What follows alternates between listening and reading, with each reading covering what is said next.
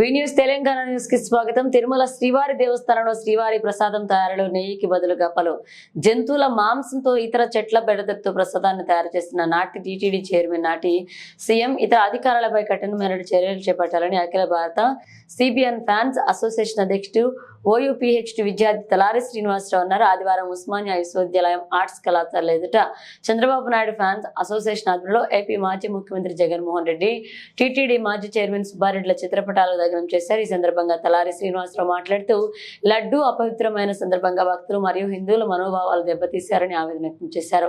వెంకటేశ్వర స్వామి భక్తులందరికీ మరియు హిందువుల మనోభావాలు దెబ్బతిన్నందున మన హిందూ సోదరులందరూ ఐక్యంగా లడ్డూ స్కామ్ నిందితులను కఠినంగా శిక్షించే వరకు ఉద్యమించాలని కోరారు. తిరుమలలో లడ్డూ ప్రసాదంలో వాడే నెయ్యిలో అభ్యంతరకరమైనటువంటి వాడకూడదని పదార్థాలు వాడడం వల్ల ఇలాంటి అక్రమాలు వెలుగు చూస్తున్న సందర్భంగా హిందువుల ఆహార నియమ నిష్ఠలు మరియు మనోభావాలు దెబ్బతిన్న సందర్భంగా వెంకటేశ్వర స్వామి వారి అగమ శాస్త్రములకు విరుద్ధంగా గత ప్రభుత్వం 5 ఏళ్ల పాలనలో ఇలాంటి అక్రమాలు చేస్తున్నందున ఇలాంటి వాళ్ళని కఠినంగా శిక్షించాలని కోరారు. భూగోళం మీద లడ్డూ ప్రసాదానికి కేర్ ఆఫ్ టీటీడీ లడ్డూ గత పవిత్రాన్ని పునరుద్ధరించాలని, నాణ్యమైన నెయ్యితోని ప్రసాదాలు తయారు చేయాలని కోరారు. తెలుగు రాష్ట్రాల ప్రజలందరికీ నమస్కారం. బాబు గారి ఫ్యాన్స్ అందరికీ కూడా నమస్కారం.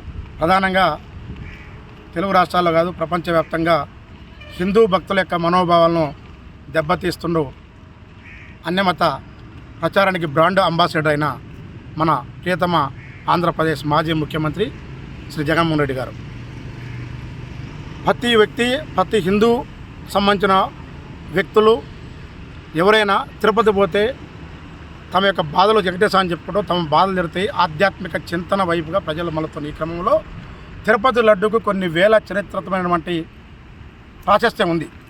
అలాంటి లడ్డు కోసం ప్రజలు వేలాదిగా ఎంతోమంది లడ్డు కోసం తాపత్రయపడతారు. ఆ లడ్డూని దక్కించుకోవాలి, ఆ లడ్డూని మనం తీసుకొచ్చుకొని ఆ యొక్క పుణ్యక్షేత్రంలో తీసుకొచ్చుకొని మన గ్రామాల్లో పంచుకోవాలి, మన బంధువులకు, మన మిత్రులకు. అని అంతటి తిరుపతి పవిత్రమైన లడ్డూను దుర్మార్గమైన వ్యక్తి, హిందూ మతం గురించి తెలియని వ్యక్తి, ఒక ఉన్నత స్థాయిలో ఉన్న వ్యక్తి ఇవాళ వివిధ రకాల జంతువుల భూ పదార్థాలతో తయారు చేయడం అంటే ఇది హిందూ ధర్మం ప్రకారం క్షమించరాని నేరం. మరి ఇలాంటి వాళ్ళు ఏం చేస్తారన్నది హిందూ ప్రజలు ఆలోచించుకోవాలి, హిందూ ధర్మం ఆలోచించుకోవాలి, మన హిందూ ఐడియాలజీ మనం బతికించుకోవాలి.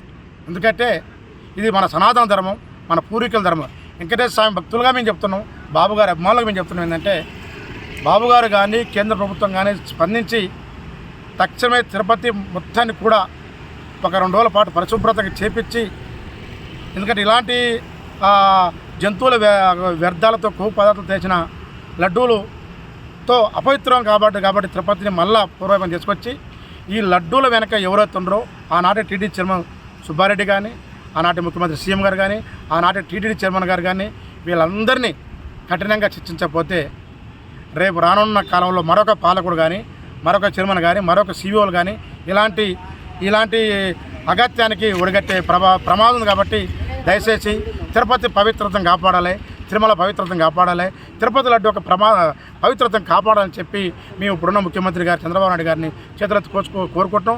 ఆ సందర్భంగా ఈరోజు ఉస్మానియా యూనివర్సిటీ ఆర్ట్స్ కళాశాల ఎదుట బాబు గారి అభిమాన సంఘం ఆధ్వర్యంలో వైవి సుబ్బారెడ్డి, మాజీ ముఖ్యమంత్రి జగన్మోహన్ రెడ్డి గారి యొక్క చిత్రపటాలను తగలబెట్టి నిరసన వ్యక్తం చేశాం.